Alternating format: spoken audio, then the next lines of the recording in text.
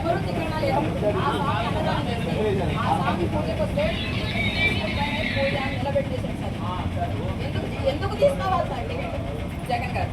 ఈ రోజు మీకు మాట్లాడండి ఆయన ఎందుకు టికెట్ తీసుకోవాలంటే రోజు